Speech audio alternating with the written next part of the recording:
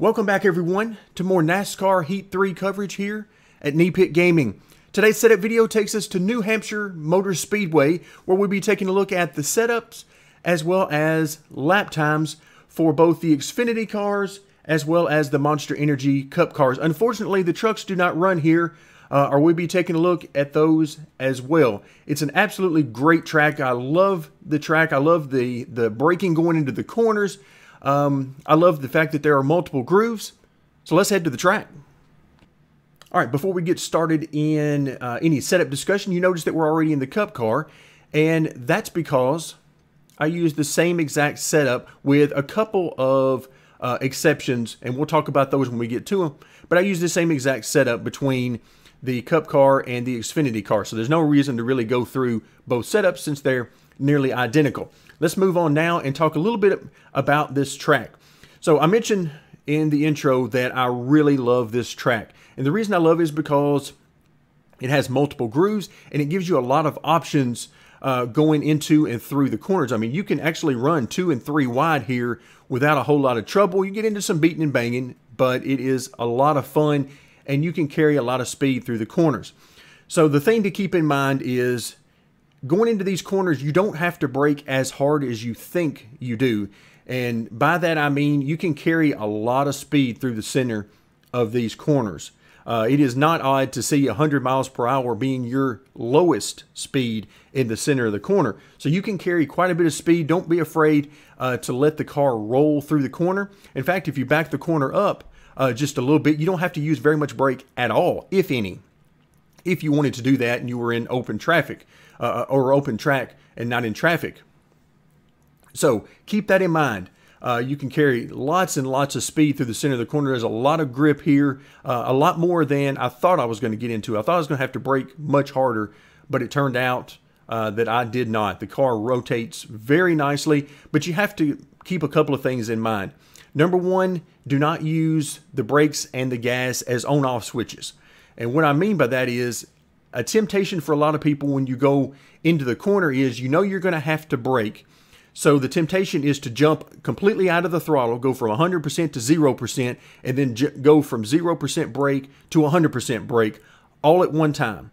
That's not good for the car because you also have to keep in mind, as well as doing that and making that transition, you are also turning the car on corner entry. So those two things, you know, all that going on at the same time is not good. It can easily upset the car and get you very, very loose. This car is not set up to deal with that. You're going to need to modulate how quickly you come out of the gas and onto the brakes. What I like to do is on corner entry, rather than going from 100% to 0, I'll go from 100 to maybe 60 or 70 or 50, just depending on if I'm in traffic or whatever, and what groove I'm trying to run, whether it's a much wider groove around the top or trying to hug the bottom very closely. So I come out maybe half throttle at most on entry, and then as I get into the corner, I will back out even more as needed.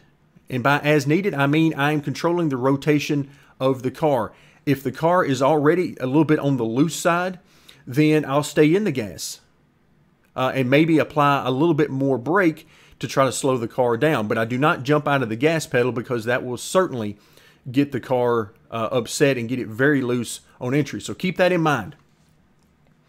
Now, another thing to keep in mind on this track is the very bottom groove. The groove right around the yellow line in the corners is not banked nearly as much as the other grooves.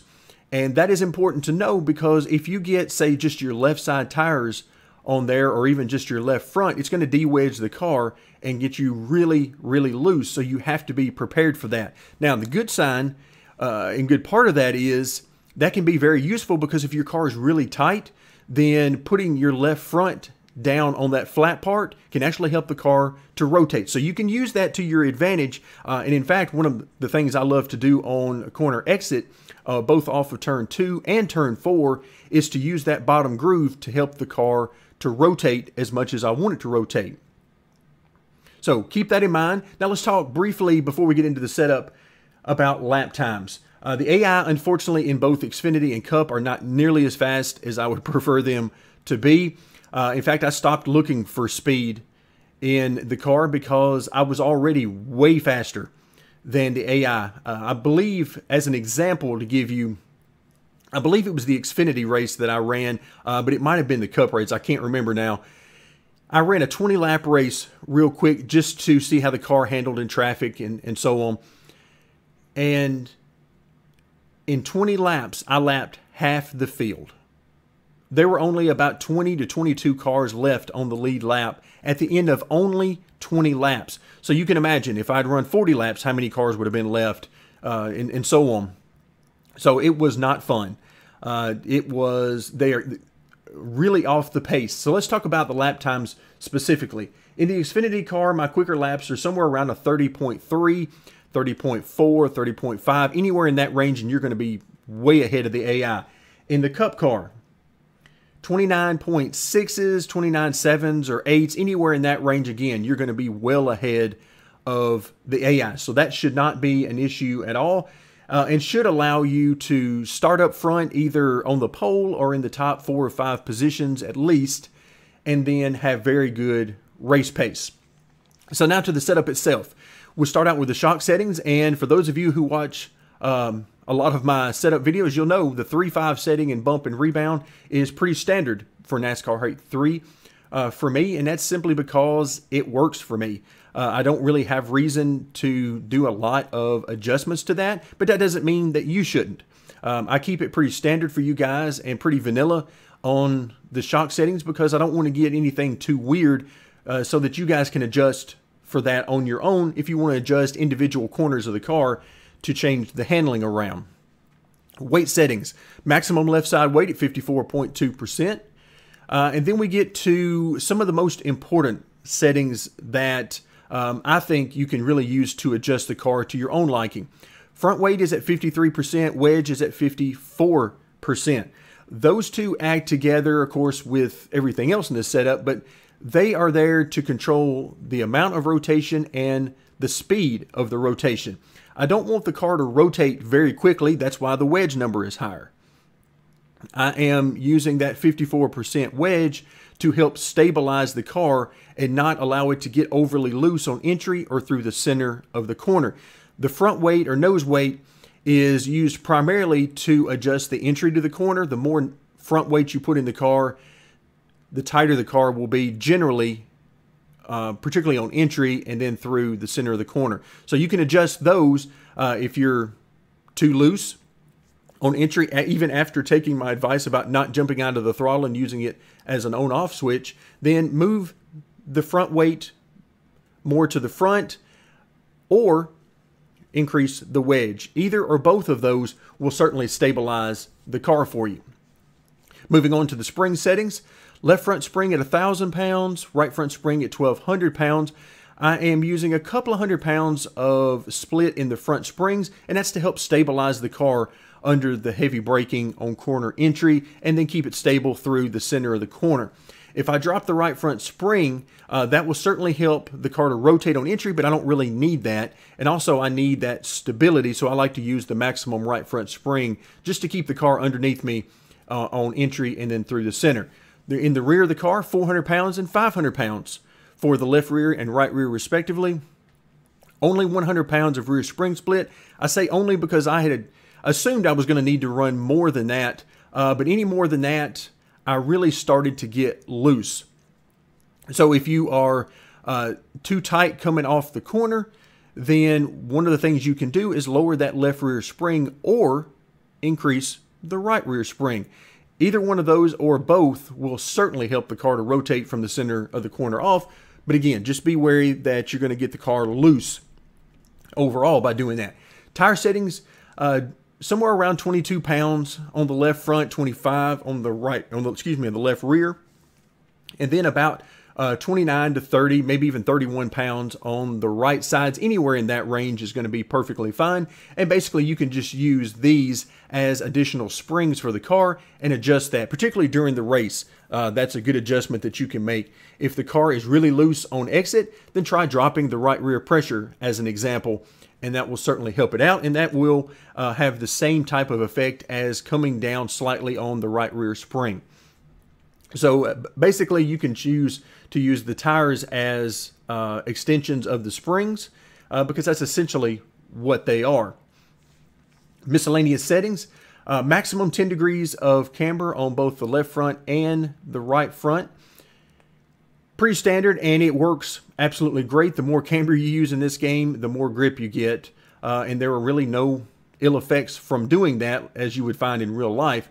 So no reason not to use maximum camber. But if you don't like the feel of that, if the car feels really twitchy to you, then one of the options you have is to back off of that camber. Maybe try using +5 and -5 or something along those lines and see if you like the handling better. Moving on to the track bar, left and right side track bar at 11 inches in the Cup car. This is one of the couple of differences between Xfinity and Cup. In Xfinity, I'm running 12 inches on both the left and right side. So a little bit of difference there. And that's simply because I needed the car to be a little bit tighter in Cup overall. So I simply dropped the track bar a little bit. But 12 inches on both the left and right side on the Xfinity car. And then brake bias, as I've mentioned before, anywhere from 70 to 75% seems to work really good. The higher the number you use on brake bias, the tighter the car will be under braking. And the car will basically want to go straight under braking. So you can use this to help stabilize the car on entry, along with some of the other things that we've talked about. Grill tape is the other thing that is a little bit different from Xfinity to Cup, even though it doesn't necessarily have to be. 30% in the Cup car. Xfinity is 5% higher than that at 35%. But again, the grill tape unfortunately really does nothing for the handling of your car in this game. So the biggest concern you have is just don't let the car overheat. As long as that's the case, then you're having no issues whatsoever with that and no reason to really be concerned with it. Wheel lock is at 10 degrees, which is pretty standard for me on the asphalt tracks. If you want quicker steering, if you want quicker response from the steering wheel, then use a higher number on wheel lock. And then of course the opposite is also true. If you want the steering to react slower, then simply lower that number down to 9, 8, or so on. Steering offset 0.10, that is to offset the hard pull to the left that you're going to feel on the straights from all of the camber that we're running in the front of the car. Be careful about this number. You can reduce it and get closer to 0, that will introduce more of the pull hard to the left. If you increase this number and go up to 0.12 or 5 and so on, then you're going to get into a pull to the right if you get too high. So adjust that based on the feel that you're looking for. And then finally, that brings us to our gear settings. First through fourth gear, not a whole lot to look at there. Pretty standard numbers for me in those areas. Rear end ratio is at 422. There is a good bit of variability there, just depending on how many RPMs you want to run. 422 seems to work really good, but that's not to say that you can't adjust that and maybe find some more speed. The higher the number you use on the rear end ratio, meaning if you get up to 4.3, 4.4, and so on, you're going to run more RPMs, get closer to the red line on the engine at the end of the straightaway, and it's going to make the car looser, particularly under throttle. So you have to keep that in mind. If you, on the other side of that, reduce the rear end ratio number to like maybe a 411 or 4.0, something like that, then you're going to reduce the number of RPMs, and that's going to make the car tighter on the center of the corner off when you're under heavy throttle. So hopefully this has been helpful to you and that you can use some of this in creating your own New Hampshire setup. Thank you very much for joining me, and stay tuned as we will continue our support of NASCAR Heat 3.